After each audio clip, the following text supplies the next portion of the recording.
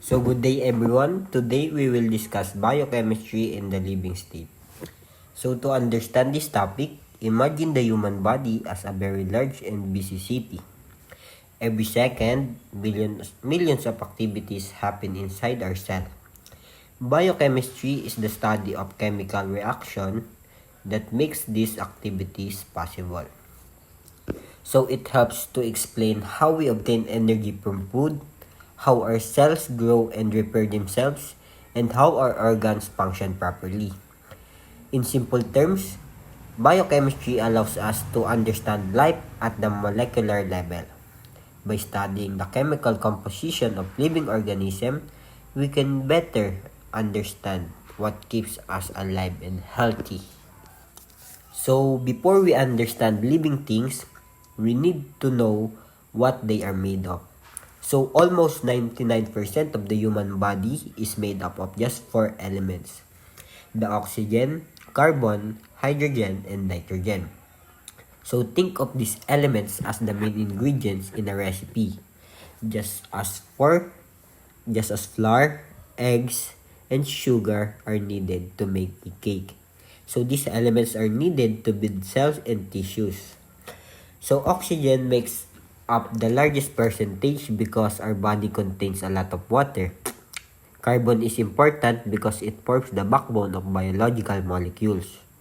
Hydrogen is found in the water and organic compounds, while nitrogen is essential for proteins and DNA. Even though the other elements exist in the body, these four are the most abundant and important. So now let's proceed to the elemental classification. So elements in the body are classified into two groups, the bulk elements and the trace elements. So the bulk elements are needed in large amounts. Examples includes carbon, hydrogen, oxygen, nitrogen, phosphorus, sulfur, calcium, and potassium. So think of bulk elements as the major building materials used to construct a house. So on the other hand, trace elements are needed only in very small amounts. Example includes iron, zinc, copper, and iodine. Although they are needed in tiny quantities, they are still very important.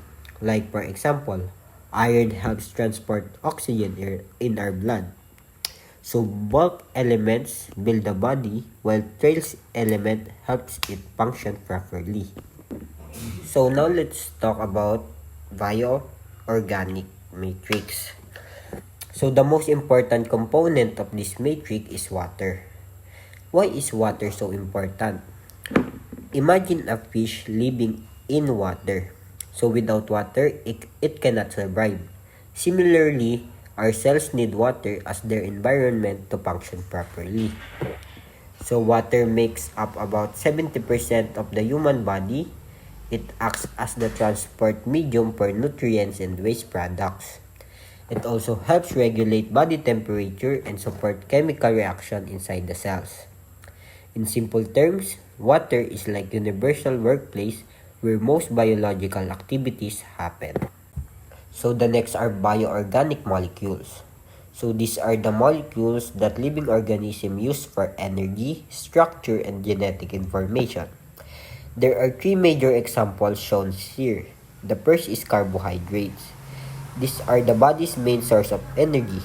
So we can compare them as like a gasoline to a car, to fuel a car. So yun. So the second is lipids or fats. So this serves as a long-term energy storage and also helps form cell membranes. They are like reserve fuel stored for future use. So the third one is nucleic acid, which includes DNA and RNA. These molecules stores and transmit genetic information. Think of them as an instruction manual that tells the cell what to do. And together, these molecules help to maintain life and cellular function. And for the next one po, in here, this table summarizes the different classes of substances found in a living organism. So, bioorganic substances includes carbohydrate, lipids, proteins, and nucleic acid. These contain carbon and are directly associated with the life processes. So, bioorganic substances includes water, mineral, salts, and dissolved gases. Although they are not provided genetic information or energy storage like organic molecules, but they are essential for maintaining life.